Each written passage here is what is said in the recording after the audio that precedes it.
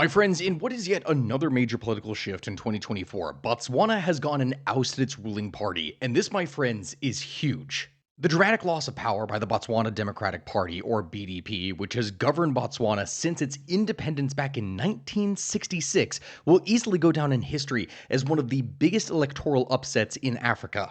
Now, how big is this, you may wonder? Well, Dumu Boko's left-leaning UDC would go and win 36 seats in parliament, this being out of 69 in comparison with just 4 for the conservative BDP. This would give them an outright majority with a mandate to make massive changes. Boko, age 54, would go and take the oath of office in front of several thousand people in the National Stadium, just 9 days later in the beginning of November, and would speak before a crowd. When this happened, he would say, and I quote, "For nearly 60 years, our democracy remained unbroken, unproven, and untested. On the 30th of October this year, together, we tested this democracy. It is with pride and perhaps even a tinge of relief that I can proudly say that we have passed this test with flying colors. Together, we usher in a new political dawn." End quote. All of this would be said in front of a cheering crowd, and at the same time, former President Mogwitsi Masisi would be in the audience alongside leaders of other regional countries, including Namibia, Zambia, and Zimbabwe. It's kind of funny because as this whole thing was happening, the crowd was straight up booing Masisi, but the new president, instead of just ragging on him, instead praised his predecessor for his statesmanship, and even told the crowd to specifically, quote, "give him some love," end quote. He would further go on to say, quote, "Botswana has set the example of a true democracy at work for the whole world to see and emulate. For that singular act, the former president will remain inscribed prominently in our hearts." End quote. All right, I'm ready to go raiding. Steven, what are you doing? I'm ready to go raiding. Babe, no, you were supposed to get the raid ad ready. Oh shit, I gotta make an ad. Not raid ready! Yes, my friends, an event that I totally did not forget about and do at the last second. This is a Raid Shadow Legends ad. Stick around till the end because we've got some really nice goodies to share. When we talk about the history of video games and ads and everything else on here, there is really nothing that stands out quite as far as Raid Shadow Legends. It is really thanks to this game that so many YouTubers have an absolute lifeline. And so look, I am personally grateful to Raid Shadow Legends, a game with 4 million users, 800 champions, 16 factions, 1 million builds, and 30 different bosses. Because with its constant monthly updates, with its cross-platform ability to play anywhere, and the fact that you can play with friends and family on your own clan, this game really has it all, both PvE and PvP. It's just something that's really fun to play in your off time when you have a moment to just sit down and not have to worry about anything else. But rather than just mess around, let's monkey around, if you will. Yes, okay, please don't hate me, I know it was a bad joke. Right now, if you go and download the game via my link and simultaneously use the code Monkey King, then you will get access to Sun Wukong. Yes, the legendary Monkey King of Chinese lore known for his superhuman abilities, intelligence, and trickery. This promo code is, mind you, only available to the end of November, so just be fast. Immediately after clicking my link, you're going to get a huge starter pack with the epic champion Mausoleum Mage. In addition to that, you'll get another starter pack after reaching level 15 that includes an epic Rector Drath. She is one of the strongest support epics that you'll definitely need in your collection. So look, what are you waiting for? Click my link down in the description, go and download Raid Shadow Legends, and have yourself some fun. It is genuinely an enjoyable game that you can just pass your time having fun with. Now, excuse me, I gotta figure out how to get out of this armor. Gabby, I'm stuck. And honestly, my friends, when I'm talking about all this, that is just it. Normally, when it is that I go and cover the background behind the trouble that a country is facing or something like that, a lot of you who are watching or listening to any of the things that I go and create want me to then tell you about, an economy in ruins, a politician refusing to give up power, corruption, and so much more, which yes, that's a lot of things that I've covered here in the past. Especially when I've talked about different places in Africa and Asia and other locations, but in this case, my friends, Botswana is not that. In fact, it's actually kind of weird. For those of you watching this right now, you need to understand how just a big of a deal Botswana has been. Since it gained its independence back in 1966 from Britain, it was one of the world's poorest countries at the time. But thanks to a variety of things, whether that be sound economic planning, the discovery of diamonds in 1967, all of these varying different things allowed the ruling Botswana Democratic Party to go and provide services and maintain political stability for decades. Elections have been held in Botswana every 5 years, and not once, not a single time, has the government ever been overthrown and its leader then replaced by a temporary military junta that ends up just taking power forever, or a puppet of said junta, or a dictator.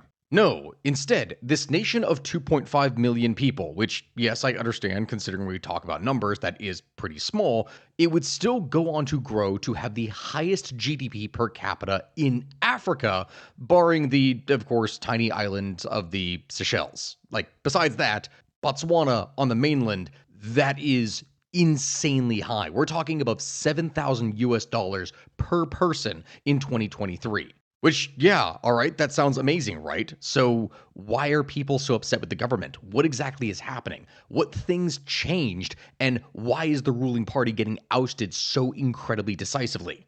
Well, in short, despite what it is that I've explained, things are not quite as pretty as they seem on the surface.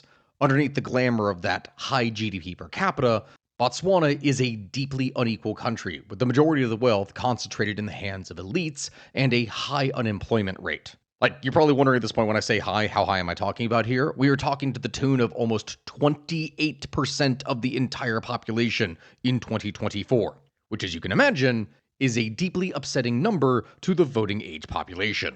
So yeah, the question, looking at all this, is okay, well, how did it get that bad? How exactly did we get here? Why did Botswana rise to power in the first place? How did it fall, so to speak? And will anything actually change? Well, my friends, stick around because this story has everything. And when I say everything, I mean everything. We are talking action, betrayal, love, and even more. So please, stick around with us here through the end as we delve deeper into the diamond mines of Botswana. First things first then, the rise of Botswana. Like just about every African nation today, the history of Botswana is something that is rooted in colonialism. But unlike some of the more violent histories of things we've talked about here in the past, Botswana didn't experience this to nearly the same degree as other places did. In fact, Botswana as we know it today specifically came not from Europeans going and just drawing lines on a map in order to separate their great powers' territories, but rather it specifically came from the tribes themselves instead, for the most part. You see, Botswana is inhabited by people of predominantly Tswana origins, which from that, of course, as you can probably imagine that I'm saying it, that gives us the name then, Botswana. Their recorded history can be traced back to the 14th century and are believed to be the descendants of King Mogale, who lived in the present-day Magaliesberg Mountains in the Gauteng province of South Africa, which if I'm pronouncing any of the names wrong, I apologize. I know for a fact I'm going to do that at so many different points here.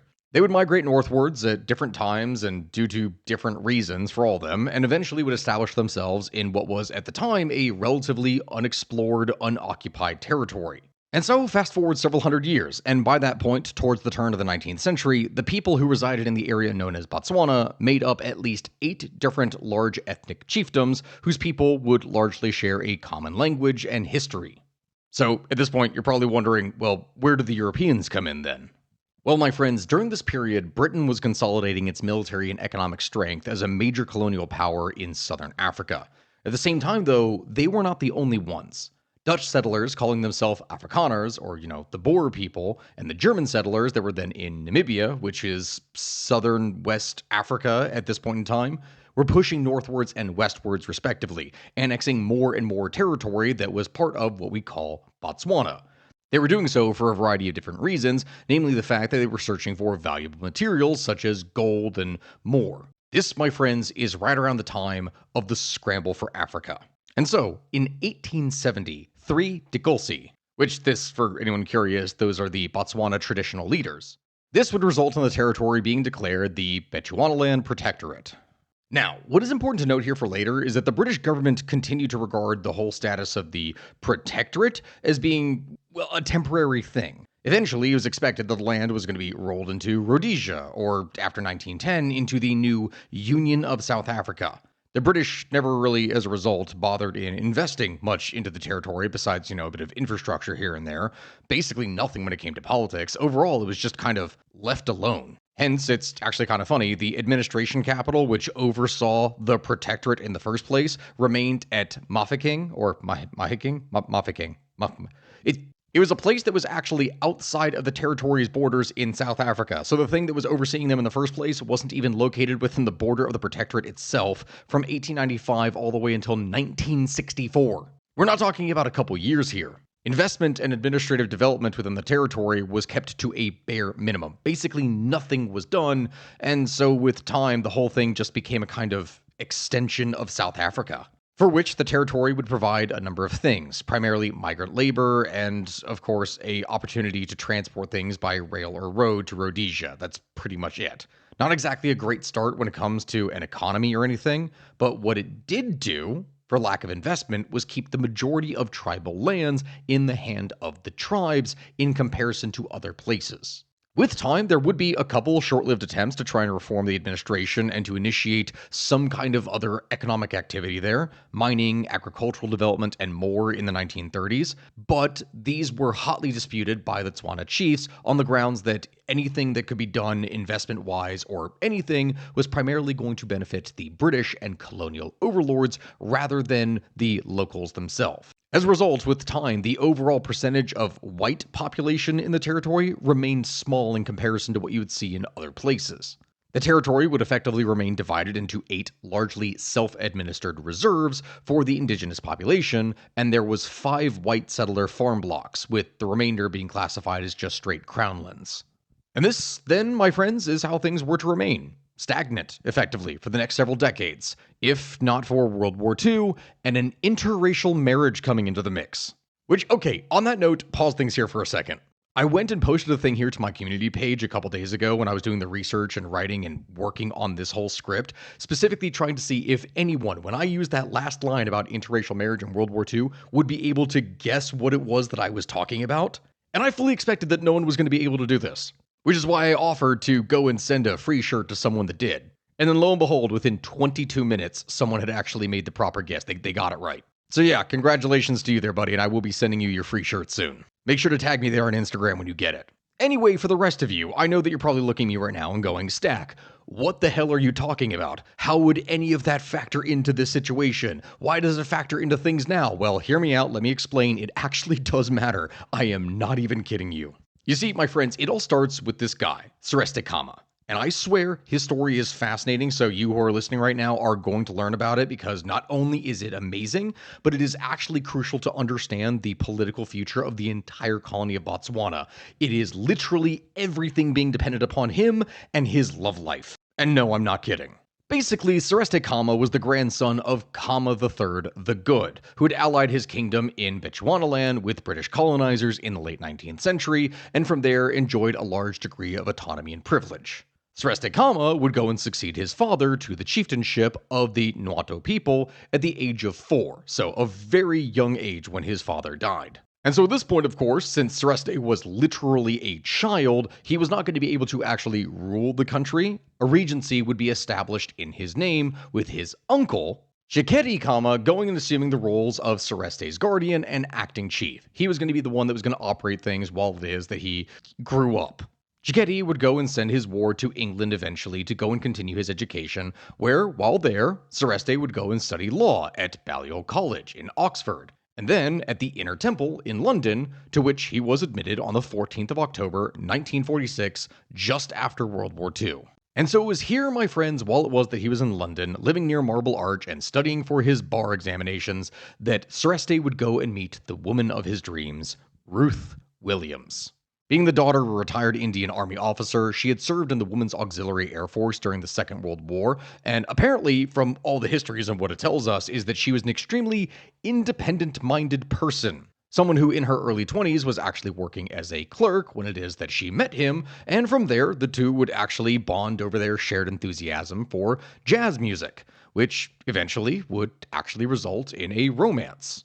As a result, in September of 1948, Sereste would go and send an airmail letter to his uncle, Chikete, announcing that he was planning to marry Ruth on the 2nd of October. Like, literally within the month. Like, it was that fast. It truly was love. It's something that is beautiful. But there's only one teensy little problem here. Sereste was a black African chief, and Ruth, well, she was white. Now, when I talk about this, my friends, I'm not going to go into every single detail, as that could easily be a whole other episode in and of itself, like probably a dedicated podcast episode. But in short, the interracial marriage sparked a lot of anger, which alarmed both the Union of South Africa, which, just to the south of Bechuanaland, had established legal apartheid, which is racial segregation. You could probably expect that to happen. But the other factor was the tribal elders themselves. These people were exceptionally angered because Sereste had not gone and chosen one of their women. He chose an outsider, a foreigner, not just a foreigner, a white woman. And so, on being informed of their marriage, Khama's uncle and regent, Khama, would demand that he return to Bechuanaland and annul his marriage, that it was not going to happen. Khama did return, but not to go and divorce his wife. He was not going to do that. Instead, after a series of public meetings with tribal elders, and a whole lot of political drama, mind you, he was, instead of being kicked out, reaffirmed by the elders in his role as king in 1949. Ruth Williams Khama, then traveling with her new husband, actually ended up proving to be very popular at the reserve. People loved her. And so, in the end, admitting defeat, Khama would then go and leave the Bamagwato Reserve in exile, while Khama would go and return to London in order to be able to go and complete his studies. So, happy ending, right? Yeah, not exactly. That was not going to be the end of the whole marriage issue thing, as South Africa at this point was still quite pissed off. Having banned interracial marriage in 1949, South Africa's government opposed having an interracial couple ruling just across their northern border. This is something that they saw as potentially destabilizing for them. And since Bechuanaland was then a British protectorate and not a separate colony with its own kind of administration, the South African government immediately tried to exert as much pressure as possible on the UK in order to have Khama removed from office. Or not office, his position. They tried to get him to step down, basically. Now, in most situations, you would probably expect that the immediate answer to something like this would be, no, South Africa, you can kindly go to hell, what are you talking about? But here's the problem. The British government, which was then very heavily in debt from World War II, as you can imagine from the years of war, could not actually afford to lose the cheap South African gold and uranium supplies that they were offering. Really, the British Empire was already broken enough as it was, and it was only going to fall apart more as time went on. They simply could not afford to potentially lose South Africa and to piss them off greatly, and so the British government conducted a judicial inquiry into Khama's fitness for leadership. But wait, it doesn't end there. The truly hilarious part about this whole thing is that the investigation did not actually disapprove of interracial marriage, and when it was complete, it went and reported that Sereste was eminently fit to rule the Bamagwato, but for his, quote, unfortunate marriage. Something which prevented good relations with neighboring apartheid regimes. Go figure. Like, I kid you not, this is actually what this whole thing says, and if you just look up "but his unfortunate marriage," you will see exactly what it is that I am talking about. As you can imagine, the report naturally was not the result that the government was looking for, and so they ordered the report be suppressed, and it would remain so for the next 30-odd years. Ultimately, the government would decide anyway to just go and exile Khama and his wife from Bechuanaland in 1951, and that would be the end of that. Or wait, how about it's not? The British government's actions, as it turns out, proved to be quite controversial and pissed off quite a number of people. Both in Britain as well as Bechuanaland, people were outraged. Several British newspapers would even make calls for the resignation of Lord Salisbury, the minister responsible for the decision in the first place. As for Bechuanaland, a group of 6 Bamagwato would go and travel to London in order to see the exiled Khama and Lord Salisbury and try and get their chief back in charge, but ultimately this is not something that would end up succeeding. In fact, while sad, the truly hilarious part about this whole thing is that the British High Commissioner at this point tried to replace him and ordered the tribe to go and find a suitable candidate for chief. The response of which was for the tribe to collectively just refuse and go, no. It was either going to be Khama or it was going to be no one. They were that loyal to him.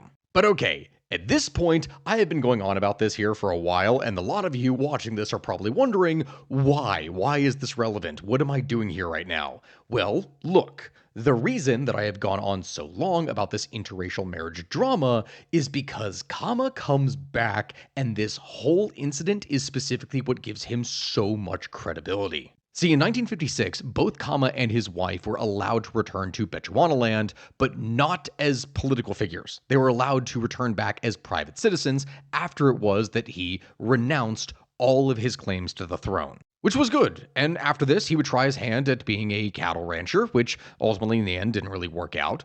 But what did work out was actually politics. he became involved in local politics, being elected to the tribal council in 1957 as its secretary, and 4 years later, in 1961, Khama would go and found the Bechuanaland Democratic Party. And almost immediately, this was going to be a powerful force. See, the fact that he had been exiled and everything that had happened to him in his previous years, this gave him huge amounts of credibility with voters who increasingly at this point wanted independence from Britain. This was during one of the key points of British decolonization, and they wanted out.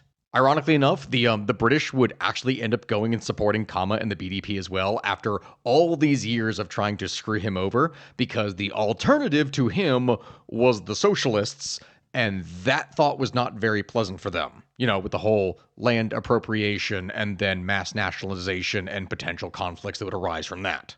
As a result, the BDP would go and dominate the 1965 elections, which would turn Khama into its prime minister, and then that year, a constitution was developed, and within a year, on the 30th of September 1966, Botswana would gain its independence, and Khama would become its very first president. He was now on top of the world and more powerful than he had ever been before. Still though, why is this relevant? Well, it's at this point, my friends, that we need to pause things here for a moment and explain something. In the United States, we oftentimes talk about, like, the Founding Fathers and everything they did to start the country. In Botswana, that is Founding Father, singular. Khama was going to hold the reins of power for 14 years. Not illegally, not doing things underhandedly. He would win election after election after election. And unlike some of the more controversial figures that we've talked about here with different leaders in Africa, he earned this. Remember what I said here at the beginning. At the time of its independence in 1966, Botswana was the world's third poorest country. There was basically nothing in this entire place in terms of industry, no infrastructure to support it. It was horribly poor. Like, I kid you not, in the entire country, there was a grand total of 12 kilometers or 7.5 miles of paved roads. That is it. Even if you went and tried to develop an industry of some kind, there was no one even trained to operate anything sophisticated. In the entire country, there was only 22 university graduates and 100 secondary school graduates. That is it.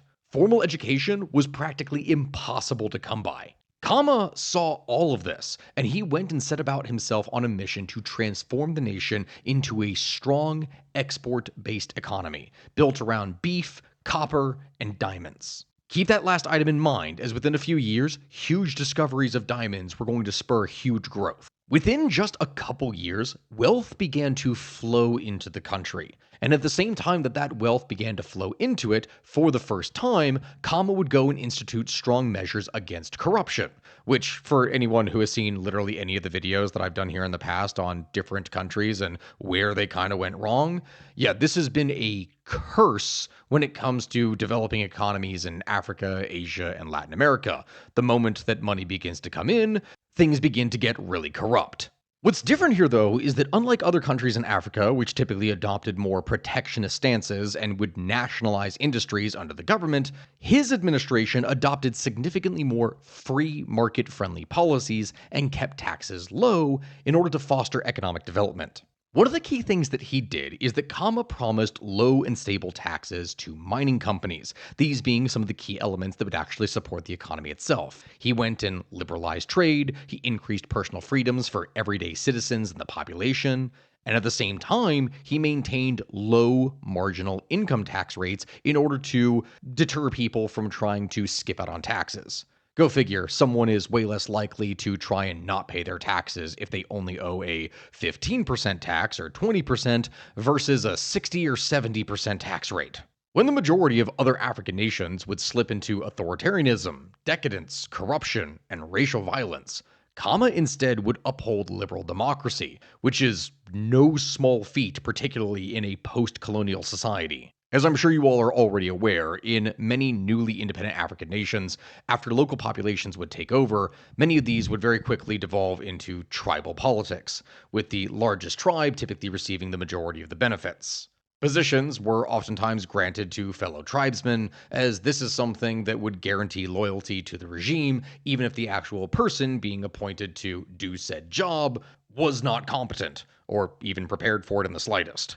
This not only led to bad blood within the countries themselves, but also typically a horribly inefficient bureaucracy that didn't actually function or do its job.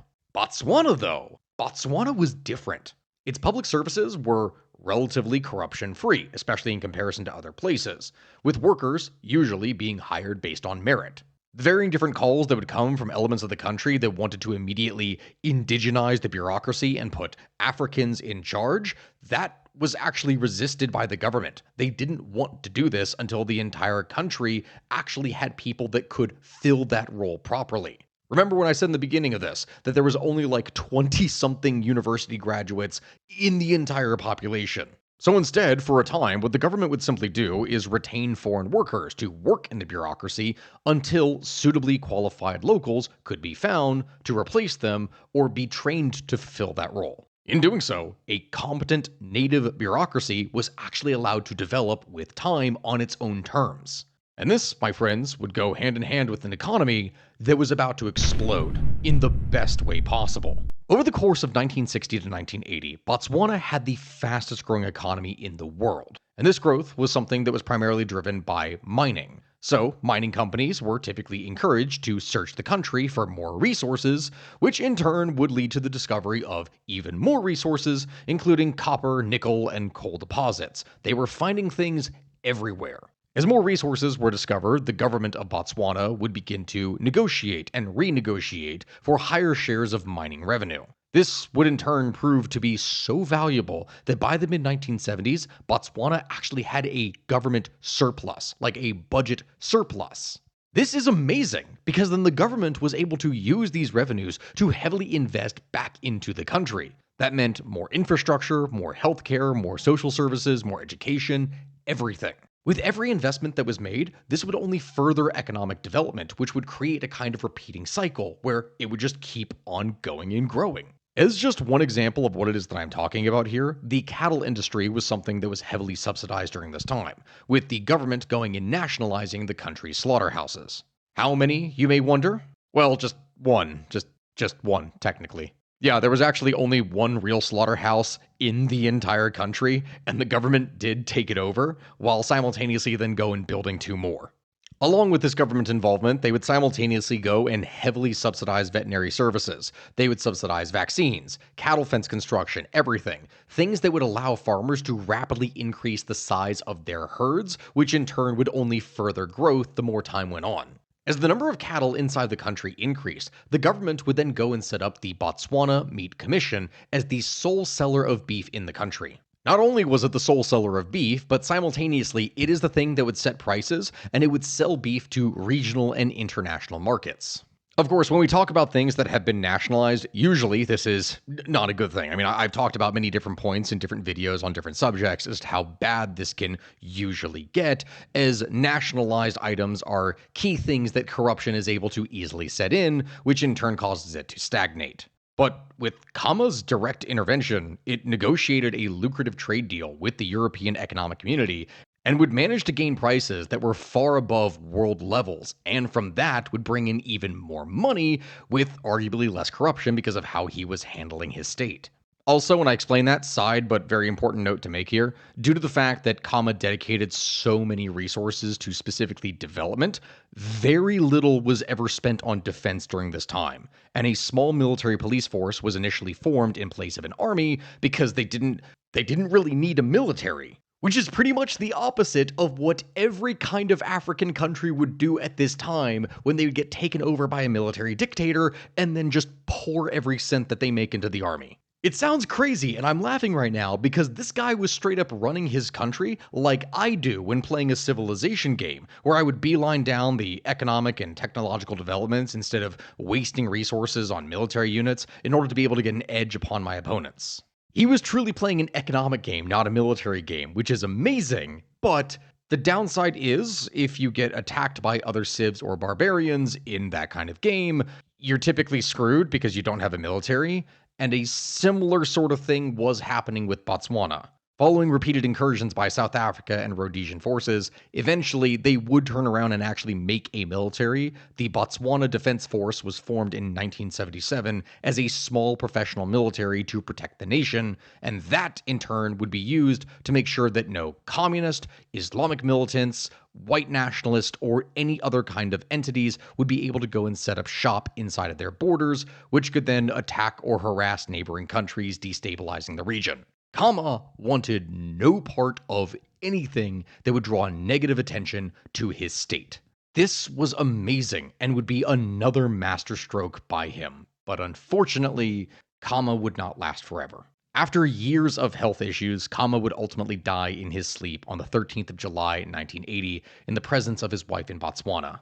40,000 people would go and pay their respects to him and his body as it lay in state in Gaborone. Following his death, Khama would be succeeded by his vice president, Ket Masisi. While yes, this is sad, at this point you may be wondering, was this the beginning of the fall of Botswana? No, it's not. At least not quite.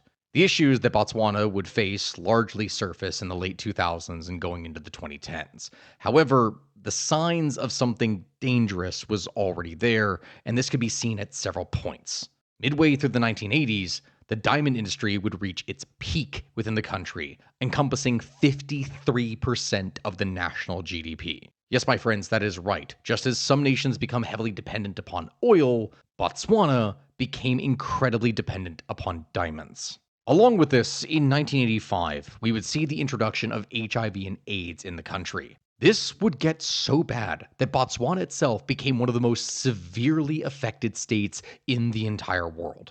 We're talking at different points, depending upon the age group that you are a part of, infection rates of 25, 40, 50%, which are numbers that are basically unheard of.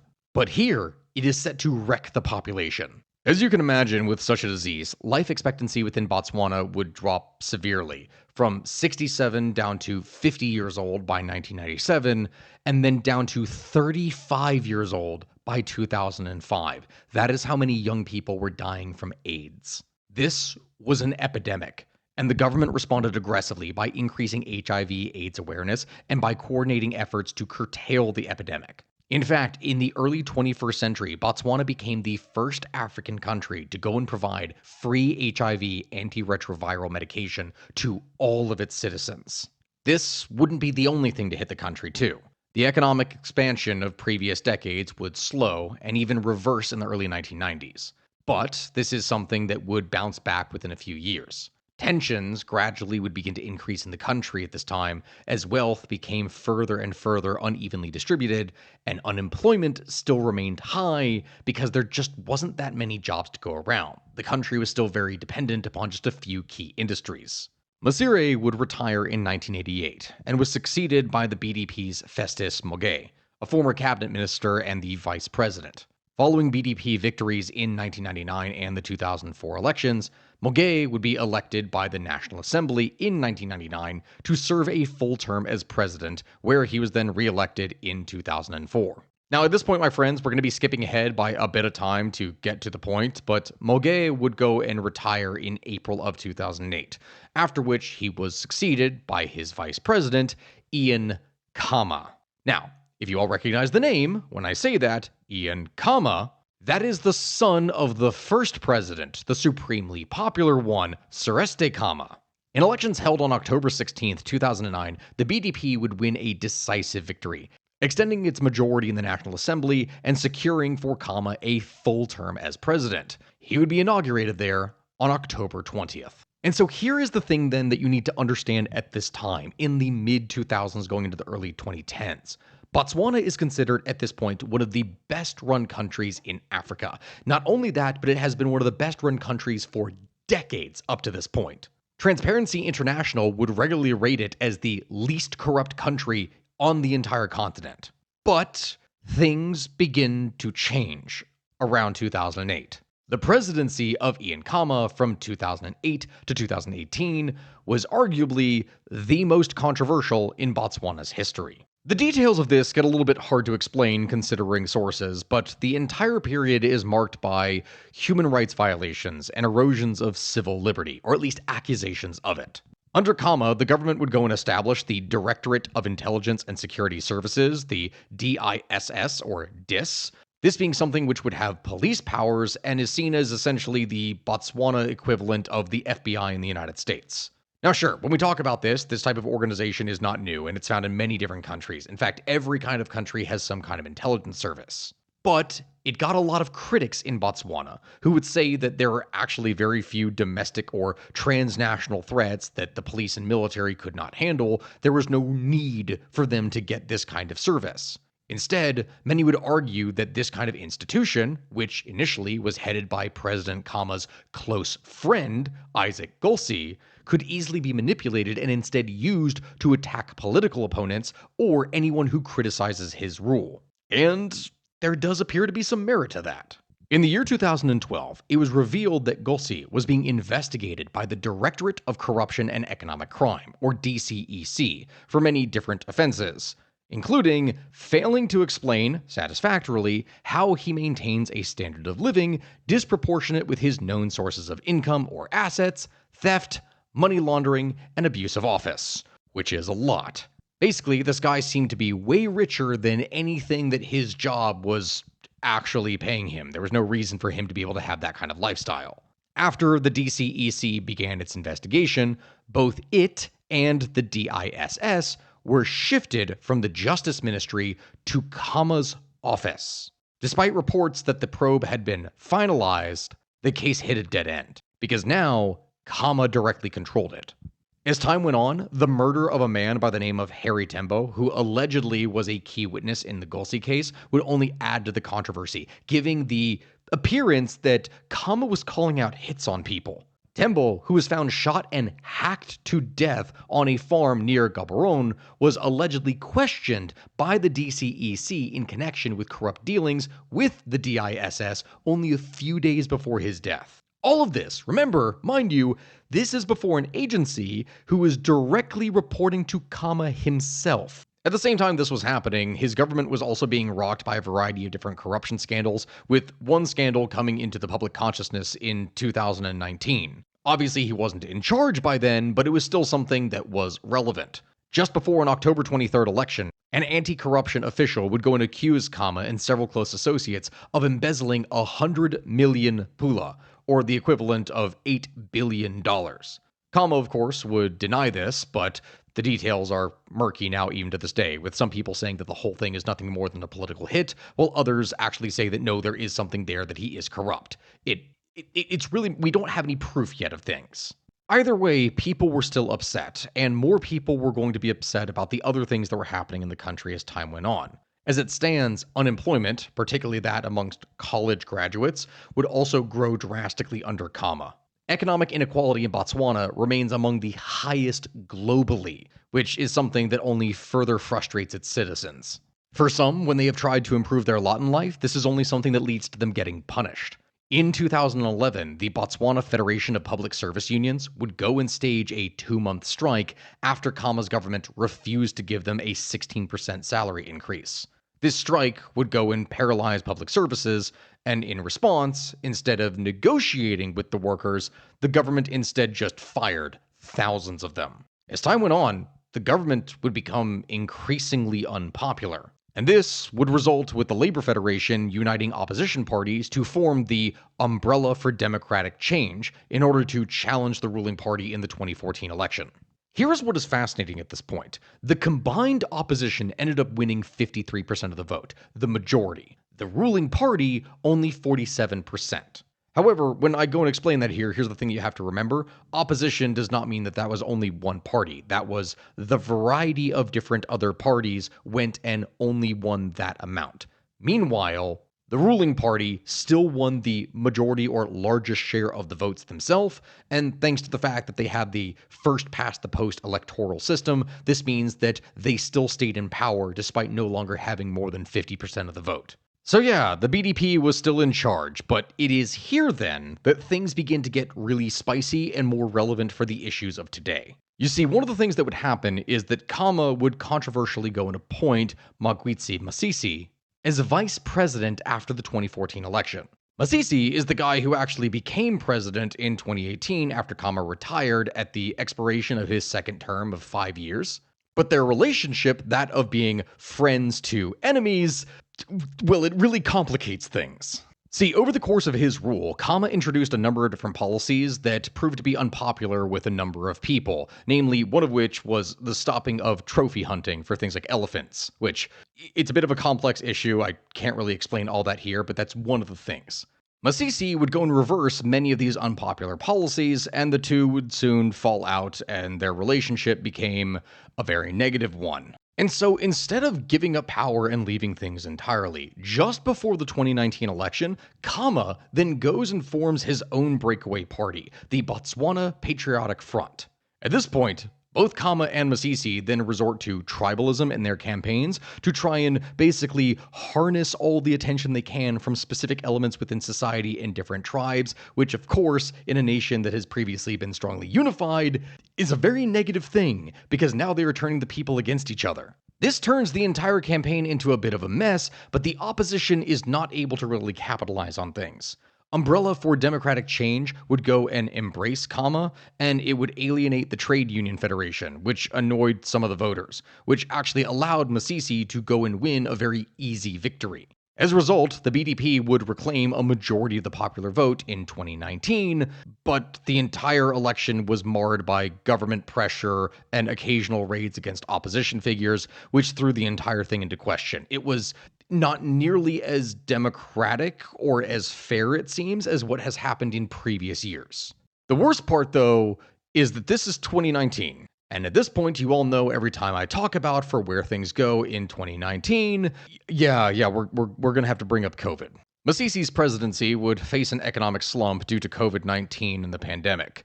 Some businesses would have to reduce production or shut down, and when you have an entire economy that is dependent upon the export of products, particularly luxury products, no one's really going and buying diamonds when they can't afford to buy groceries. So it doesn't really work out very well. Unemployment, poverty, economic inequality, crime, all of this soared during his rule. In order to try and fix things, the government had to draw from its foreign reserves, both to support the population and also to buy COVID-19 vaccines. It was something that almost bankrupted the state. Along with that, politically, the animosity that existed between Khama and Masisi, that didn't go away. That continued after the election. In the following years, Khama would complain that the security detail that was being provided for him was too small, that it had been downgraded, and that even in 2021, with his reduced security detail, that people had been trying to assassinate him. That there were specifically government-sponsored threats to his life, including threats to poison him.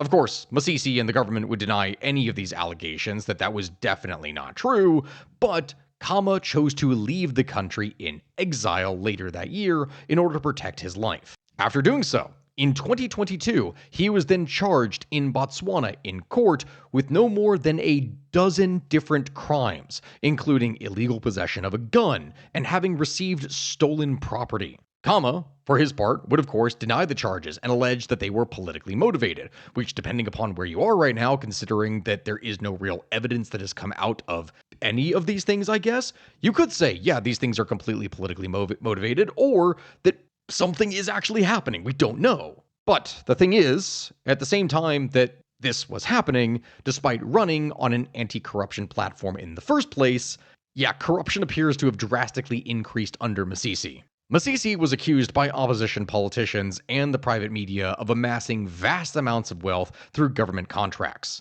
In one case, President Masisi was even awarded a government farm, even though the bid that he had made to get said farm did not meet the minimum requirements to get it in the first place. He was just apparently favored for it because of his position. He also went and awarded himself an unwarranted parliamentary allowance, increasing the amount of money that would be overall paid to the president while he ruled. And while bad, that's not necessarily the worst thing. The worst thing when we talk about this is definitely the government contracts. Because along with these personal things, his family has repeatedly been accused of being favored for getting government contracts and even fighting over them in court. Such as there was one case of a 550 million P water deal. This is just one big court case and is easily one of the more dramatic things that can be seen, but along with that, Masisi's sister would go and win government contracts worth close to 100 million pula, specifically through direct appointments. Like, not through a process by which, you'd have to apply and bid or do anything like that. No, just directly granted by the government. As you can probably imagine, this would arouse many different suspicions, but not really much could be done. The head of the institution that would be investigating the president's associates for corruption was harassed and humiliated by the intelligence services. The heads of the anti-corruption body, Directorate on Corruption and Economic Crime and Botswana Police Services, were pushed out with political interference. All of these things are happening, which in turn then leads us to the 2024 election that brought about this video here in the first place. As we've discussed here, during Masisi's first full term, he and his administration would face discontent over the economy. People were not happy. Multiple factors were of course involved, including the COVID-19 pandemic that, beginning in 2020, would severely affect many different countries, and the impact on export-based ones like Botswana would be huge. Along with that, the country would face a drought which would severely damage its agricultural sector, and the population for years has been suffering. But that all being said, the most important factor by far has been the decrease in global demand for diamonds. For anyone who is watching this right now, who has seen things to the very end, you'll know that when I talk about this with mining and diamonds, we're talking about the natural ones, which for anyone who has been into like a Zales or a K or a Swarovski or like literally the any other places that sell diamonds, this stuff is expensive, like really expensive. The entire story behind the diamond industry and how incredibly corrupt the entire thing is and how they squeeze the prices in order to make things bigger is, well, obviously it's not good. It's falsely inflated to be sure, but this is something that Botswana for decades has been dependent upon. The thing is though, the majority of people who are watching this probably cannot afford any of them. As time has gone on, the biggest damaging factor to the overall diamond industry has been the development of lab-grown diamonds. Things that are able to be made for a fraction of the price and are near or actually indistinguishable from the real thing, from the natural thing.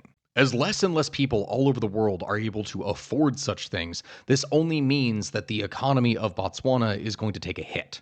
Although Masisi would win credit in 2023 for reworking a contract with De Beers Diamond Company to actually increase Botswana's advantage in the deal, he was simultaneously criticized for, once again, not doing anything to diversify the economy and move the country away from just mining. Botswana was still heavily dependent upon diamonds for any real amounts of foreign currency that could be used to buy goods. By the beginning of 2024, unemployment levels would rise to a quarter of the population, which, as you can imagine, would only further contribute to discontent with the ruling government. And so, as October of 2024 and the elections drew near, Masisi remained the presidential candidate for the BDP, while Boko, once again, was the UDC's candidate. Along with them, you would have the BCP and the BPF, who would choose as their candidates Dumelang Shalshando and Mafato Retile.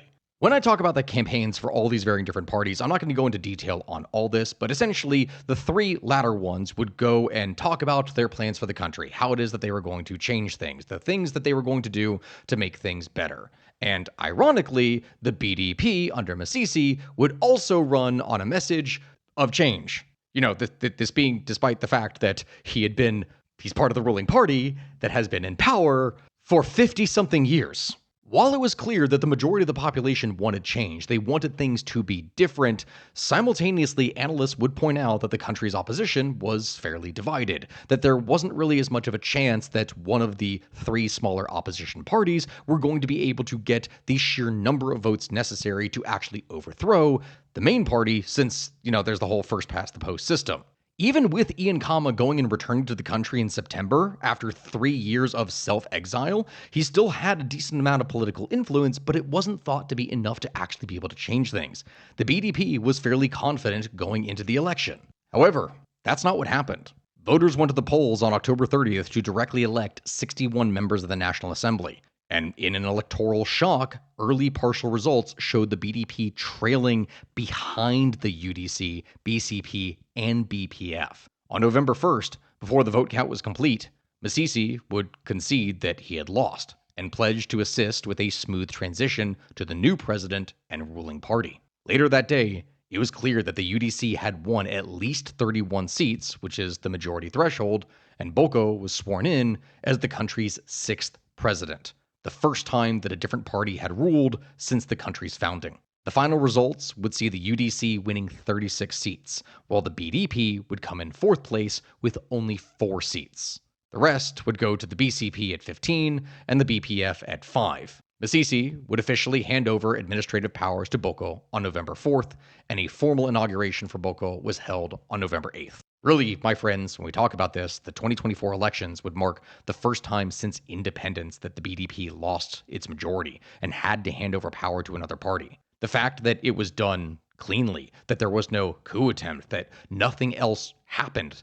this is unprecedented for the country. There's never been a kind of turnover in election. This is something that all across the world was wildly praised and lauded as a testament to Botswana's democratic tradition at being a true liberal democracy, which is awesome. It's great. It is great that this was able to happen safely. But in the end, what does it now actually mean for Botswana, though? Will anything change? The new government has raised hopes with its electoral promises.